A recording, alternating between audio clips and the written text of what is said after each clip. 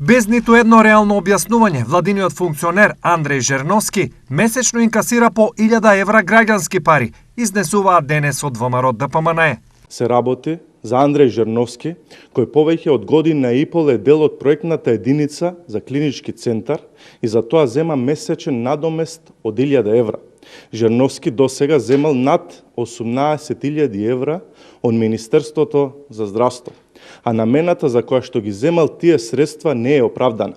Клинички центар нема, ниту се гради тој во Штип, а тој во Скопје не е ниту во фаза да почне да се гради. Зошто се држи Жерновски на позицијата и зошто му се исплаќаат 1000 евра месечно, иако за тоа нема потреба?